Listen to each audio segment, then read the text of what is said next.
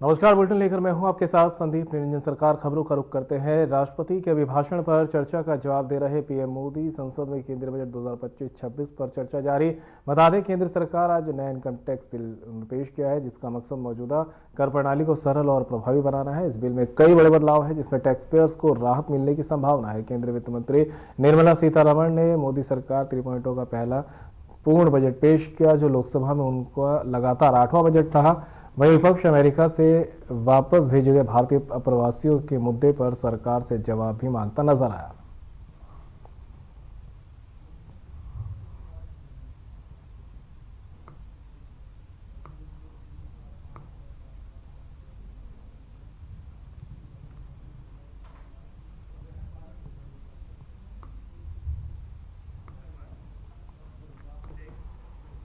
सदन में आज वक्फ संशोधन बिल पेश होना था, लेकिन सदन में हंगामे के कारण बिल पेश नहीं हो पाया है। आइए सुनाते हैं ओवैसी ने सदन में इसको लेकर क्या कुछ कहा है।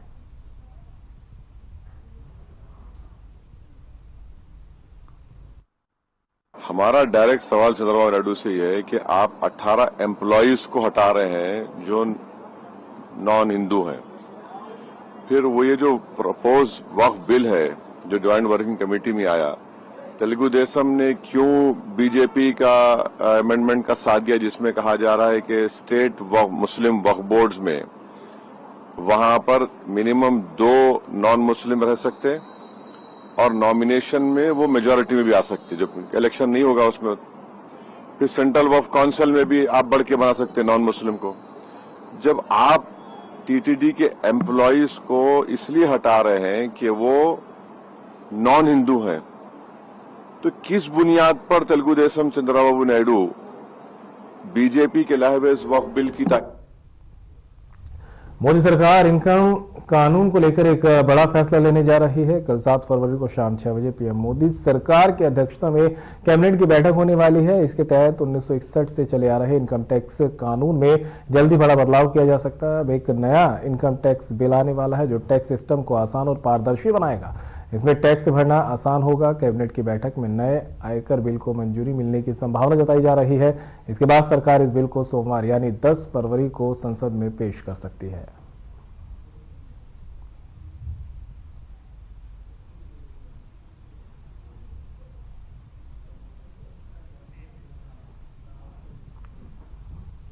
संसद में बजट सत्र के 5वें दिन विपक्ष ने अमेरिका में अवैध रूप से रह रहे भारतीय नागरिकों के निर्वासन का मुद्दा उठाया। लोकसभा में प्रश्नकाल के दौरान विपक्षी सांसदों ने हंगामा करते हुए इस मुद्दे पर चर्चा की मांग की। हंगामे की वजह से सदन की कार्रवाई पहले दोपहर 12 बजे तक के लिए और फिर 2 बजे तक के लिए स्थगित कर दी गई। वहीं लोकसभा के साथ साथ राज्यसभा में भी इस मुद्दे पर हंगामा देखने को मिला। वहीं सपा अध्यक्ष अखिलेश यादव ने इस मुद्दे पर चर्चा की मांग की। उन्होंने कहा, सदन में इस पर बहस होनी चाहिए, सरकार बताए कि अब वो क्या करेगी।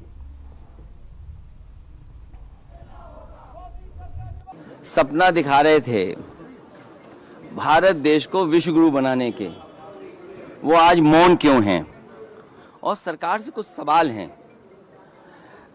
सवाल सिर्फ ये नहीं कि अमेरिका से हालात के मारे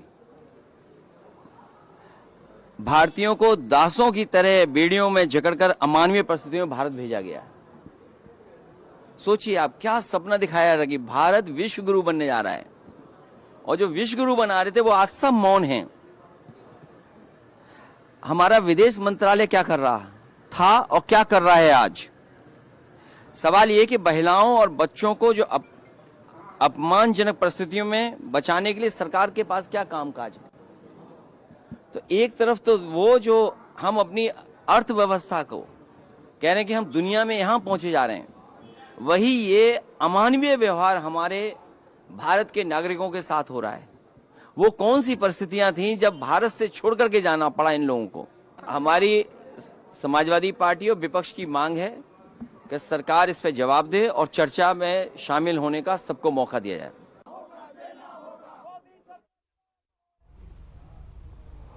अखिलेश यादव ने मिल्कीपुर विधानसभा उपचुनाव को लेकर लगे आरोपों पर विवादित बयान दिया है। अखिलेश यादव ने कहा कि चुनाव आयोग मर गया है, सफेद कपड़ा हमें भेंट करना पड़ेगा। बता दें, मिल्कीपुर में हुए उपचुनाव के दौरान अखिलेश यादव ने बीजेपी पर फर्जी मतदान करवाने और पुलिस प्रशासन पर मतदाताओं के आईडी चेक कर उन्हें डराने का आरोप लगाया था।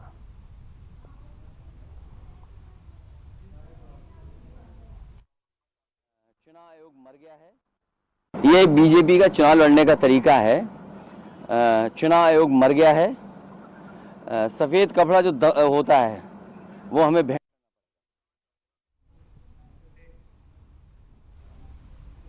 खबर बांग्लादेश से है, जहां राजधानी ढाका में हिंसा भड़क उठी है। देश के पूर्व प्रधानमंत्री शेख हसीना के विरोधियों ने उनके पिता शेख मुजीबुर रहमान के घर धान मंडी 32 में आग लगा दी और उसे ध्वस्त कर दिया। बता दें कि घटना आवामी लीग के प्रदर्शन से ठीक एक दिन पहले हुई। इस बीच आज के प्रदर्शन को देखते हुए हजारों आवामी लीग समर्थकों और उन नेताओं को गिरफ्तार किया गया।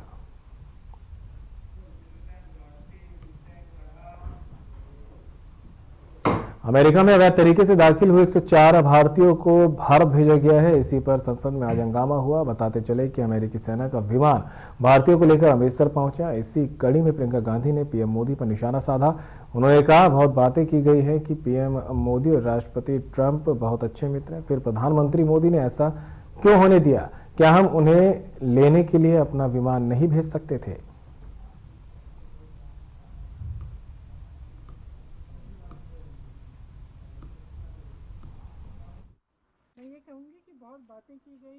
मैं ये कहूँगी कि बहुत बातें की गई कि मोदी जी ट्रंप जी बहुत अच्छे मित्र हैं और मोदी जी ने ऐसे क्यों होने दिया?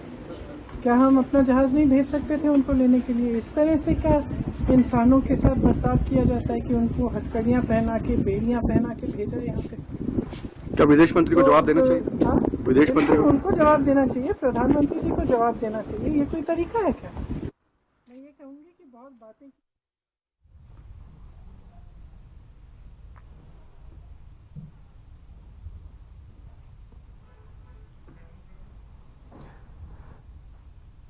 प्रियंका गांधी ने बयान दिया है, जो अमेरिका से भारतीयों को लौटाया गया है उसको लेकर अब विपक्ष लगातार मुखर होता जा रहा है। प्रियंका गांधी का बयान सामने आया। उन्होंने कहा कि इस पर विदेश मंत्री और पीएम मोदी को जवाब देना चाहिए कि इस तरह से भारतीयों को क्यों भेजा गया।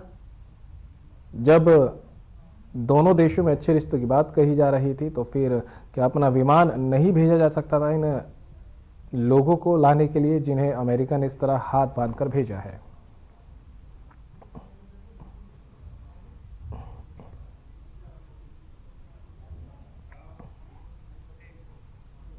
अमेरिकी राष्ट्रपति डोनाल्ड ट्रंप की डिपोर्टेशन पॉलिसी को लेकर दुनिया भर में उथल पुथल मची हुई है। ट्रंप के आदेश के बाद अमेरिका में अवैध रूप से रह रहे प्रवासियों को उनके मुल्क भेजा जा रहा है। अमेरिका में रह रहे भारत के भी 104 प्रवासी भारतीयों को भेजा जा चुका है। अब इसे लेकर संसद में विपक्षी नेता हथकड़ियां पहनकर प्रदर्शन कर रहे हैं।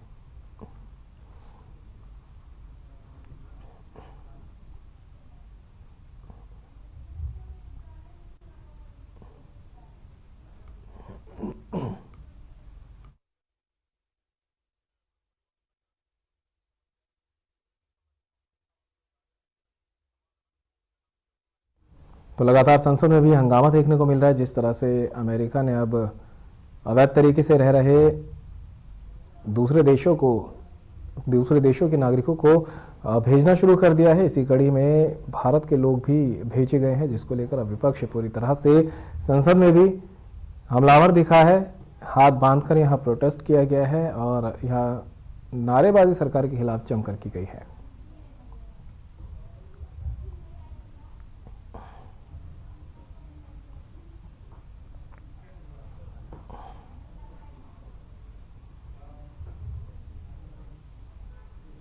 राष्ट्रव्यापी अभियान नशा मुक्त भारत अभियान के तहत 13 एसएसबी ने न्यू ड्रीमलैंड एजुकेशनल इंस्टीट्यूट में एक जागरूकता कार्यक्रम का आयोजन किया, जिसमें युवाओं के बीच मादक द्रव्यों के सेवन के बढ़ते मुद्दे को संबोधित किया गया। बता दें कि इस कार्यक्रम में उन्होंने नशीली दवाओं की लत से खबरों के बारे में अतिथियों, शिक्षकों, अभिभावकों और छात्रों को जागरूक किया है। वहीं युवाओं को स्वस्थ और नशा मुक्त जीवन जीने के लिए प्रेरित किया है। इसके अलावा संकाय सदस्यों ने नशा मुक्त भारत अभियान को बढ़ावा देने के लिए भी भाषण दिया।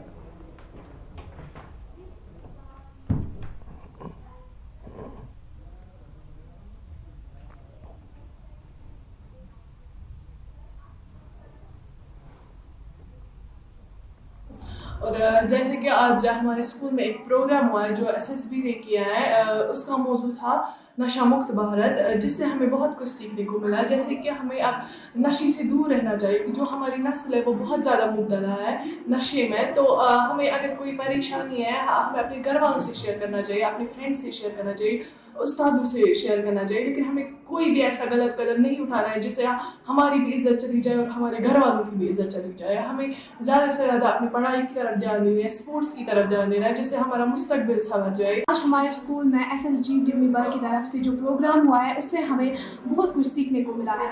इससे हमें ये सीखने को मिला है कि हमें ड्रग्स की तरफ नहीं जाना चाहिए, बल्कि हमें बाकी कामों की तरफ तवज्जो देना चाहिए। हमें स्पोर्ट्स की तरफ तवज्जो देना चाहिए, जिससे हमारी सेहत भी ठीक रहेगी और हमारा कल भी अच्छा रहेगा।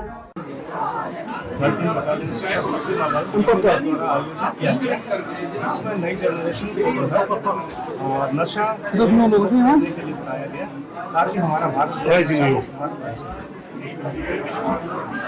हम चलते रहेंगे। उसमें जैसे हमें भारत सरकार द्वारा जो आदेश मिलते हैं उसी के अनुसार जो है ये प्रोग्राम आगे भी चलते हैं।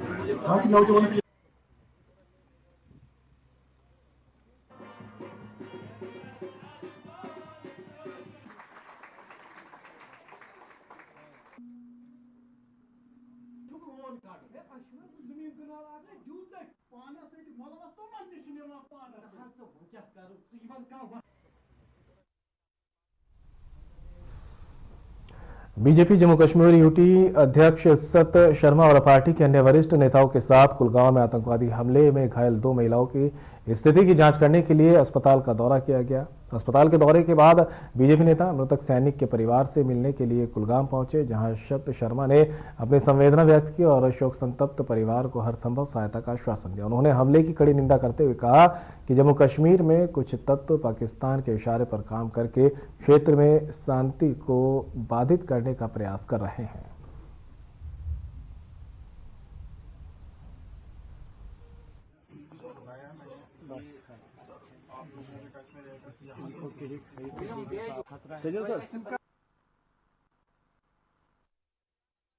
जम्मू के वरिष्ठ पुलिस अधीक्षक जोगिंदर सिंह ने बताया कि 21 जनवरी को ज्वेल चौक के पास SUV में सवार सुमित जंडियाल पर कई राउंड गोलियां चलाई गई। वहीं हमलावर अपनी कार छोड़कर एक स्कूटी पर सवार होकर भागे, जिसके बाद पुलिस की एक टीम ने जंडियाल को तुरंत GMC अस्पताल पहुंचाया, जहां डॉक्टरों ने उसे मृत घोषित कर दिया। इसी क्रम में SSP खुलासा करते हुए उन्होंने बताया कि कुल 11 आरोपियों को गिरफ्तार किया गया है। गिरफ्तार किए गए लोगों में शूटर, साजिशकर्ता, सह आरोपी और अपराधियों को शरण देने वाले शामिल हैं। आप सबको मालूम है कि 21 तारीख को एक घटना हुई थी जीवल चौक में, जिसमें नामालूम अपराध ने फायरिंग करके एक सुमित जंडियाल नाम के आदमी का मर्डर किया। जैसे इस घटना के बारे में हमें पता चला तो पुलिस पार्टी मौके पर पहुंची। हमारी जानकारी जब हमारे इन्वेस्टिगेशन के बाद हमें पता चला कि कुल मिला के 13 लोग जो यहाँ पे मुलव्वस हैं, जिन्होंने इस वारदात को अंजाम दिया, उन 13 लोगों में से हमने 11 लोगों को पकड़ लिया है। उनसे पूछताछ जारी है। 2 लोग जो इस वारदात के अंदर थे, मुलव्वस थे। JK पहाड़ी जातीय जनजातीय आंदोलन ने आज डाक बंगलो अनंतनाग में अपना उद्घाटन वर्ष दिवस समारोह आयोजित किया है, जो समुदाय के लिए एक महत्वपूर्ण मील का पत्थर है। इस कार्यक्रम में JKETM के अध्यक्ष सैयद रफीक शाह मुख्य अतिथि के रूप में मौजूद रहे। कार्यक्रम में बोलते हुए सैयद रफीक शाह ने अनुसूचित जनजाति को सुरक्षित करने के लिए प्रधानमंत्री नरेंद्र मोदी और गृह मंत्री अमित शाह का आभार व्यक्त किया है। बता दें कि कार्यक्रम पहाड़ी जातीय जनजातीय समुदाय के कल्याण और उत्थान को सुनिश्चित करने के लिए सांस्कृतिक विरासत, परंपराओं के चल रहे प्रयासों को उजागर करने के लिए था।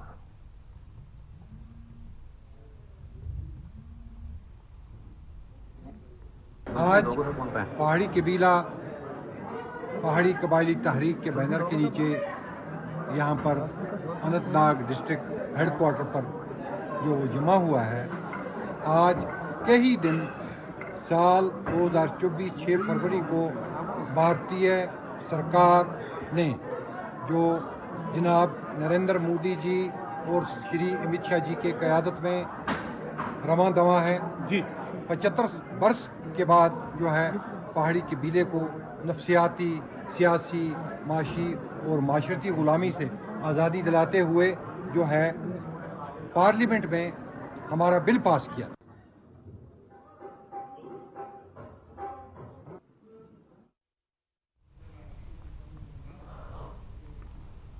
सोनमर्ग में साइलेज मालिकों को कमीशन एजेंटों की भूमिका के कारण अहम चुनौतियों का सामना करना पड़ रहा है, जिससे उनके व्यवसाय पर नकारात्मक प्रभाव पड़ रहा है। चिंता की बात यह है कि ये एजेंट असंगत कटौती कर सकते हैं या इस तरह से काम कर रहे हैं जो साइलेज मालिकों को उचित आय अर्जित करने से रोकता है। उन्होंने सरकार और प्रशासन से अनुरोध किया है कि उन्हें रोका जाए और ज्यादा पारदर्शी और निष्पक्ष व्यवस्था लागू की जाए। इससे सुनिश्चित करने में मदद मिलेगी कि व्यवसाय में शामिल सभी लोग साइलेज मालिकों से लेकर उपभोक्ताओं तक अधिक न्यायसंगत तरीके से लाभान्वित हो।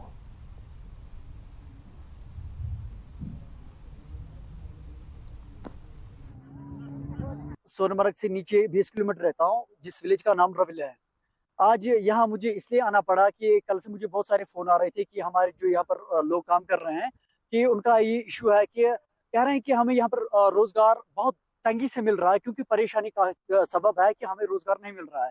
तो फिर मैंने लोगों से बात की, उन्होंने कहा कि यहाँ का एक प्रीपेड सिस्टम होना चाहिए, जो कि हम कह रहे हैं, मांग कर रहे हैं उस प्रीपेड सिस्टम की, जो मैं हमारे एलजी साहब है, governor of Jammu and Kashmir, उनसे भी करता हूँ गुजारिश, और जो हमारी जम्मू कश्मीर गवर्नमेंट है उमर अब्दुल्ला साहब, उनसे भी गुजारिश करता हूँ कि आप सोनमर्ग में आइए, आप यहाँ कर एक प्रीपेड सिस्टम कीजिए। प्रीपेड सिस्टम मीन्स जहाँ से श्रीनगर से जब टूरिस्ट ड्राइवर टूरिस्ट को उठाएगा, फिर वो एक अड्डे में डालेगा और अड्डे में आकर वहां पर जब सिलेज वाले भी जाएंगे उनको भी पास।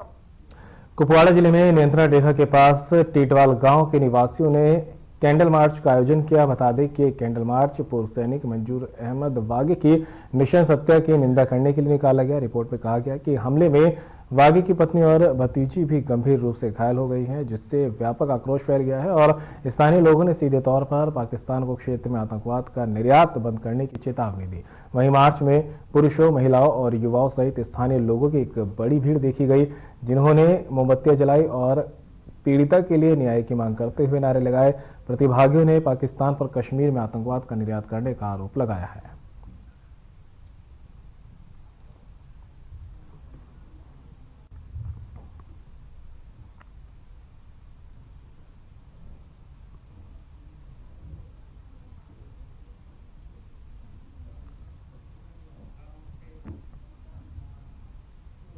जम्मू कश्मीर के विभिन्न सियासी दलों के नेताओं ने कुलगाम जिले में बीते सोमवार को आतंकियों की गोली का शिकार हुए एक पूर्व सैन्यकर्मी के परिजनों से बीते बुधवार को मुलाकात की। जम्मू कश्मीर विधानसभा में नेता प्रतिपक्ष और बीजेपी नेता के सुनील शर्मा, प्रदेश अध्यक्ष सतपाल शर्मा और पूर्व विधायक रविंद्र रैना ने पूर्व सैन्यकर्मी के परिवार से मुलाकात की।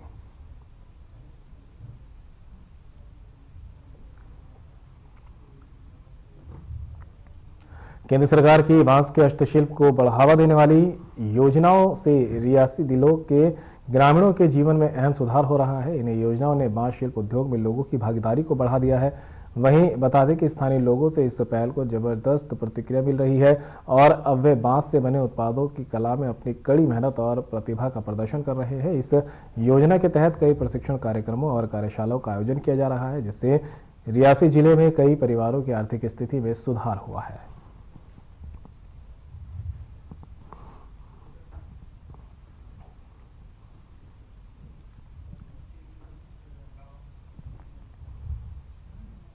कश्मीर के दो सबसे लोकप्रिय पर्यटन स्थलों गुलमर्ग और दूध पथरी में आज ताजा बर्फबारी हुई है, जो इस क्षेत्र में सर्दियों के मौसम की शुरुआत का प्रतीक है। सुबह सुबह शुरू हुई बर्फबारी ने प्रदेशियों को बर्फ की खूबसूरती परत से ढक दिया है, जिससे पर्यटकों और स्थानीय लोगों के लिए सुरम्य दृश्य और एक शीतकालीन वंडरलैंड बन गया है। मौसम विभाग की ताजा मौसम रिपोर्ट के मुताबिक आने वाले दिनों में कश्मीर घाटी में ये बर्फबारी होने की आशंका है। मौसम विभाग ने भविष्यवाणी की है कि सोनमर्ग, पहलगाम और पीर पंजाल रेंज के ऊपरी इलाकों सहित क्षेत्र के विभिन्न हिस्सों में बर्फबारी के लिए मौसम की स्थिति अनुकूल बनी रहेगी।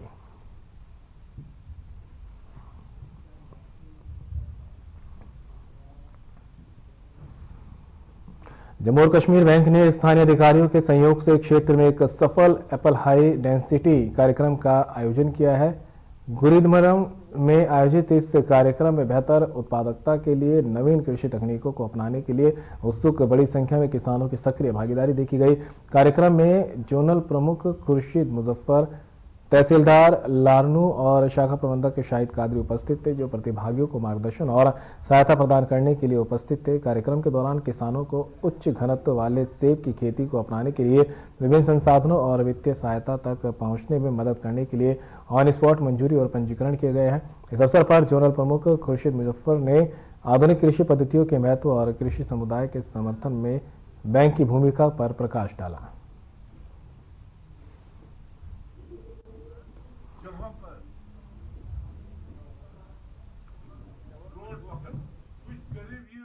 हम यहाँ पर क्या कर रहे हैं, कोशिश, लारनू एक ऐसी जगह है जहाँ पर अल्लाह ताला ने जमीन दिया है, मौसम दिया है और पानी भी यहाँ है। यहाँ पूरा ऐसा माहौल है जहाँ काफी एप्पल ही नहीं, हाइड एंड सीक, वॉलनट हो,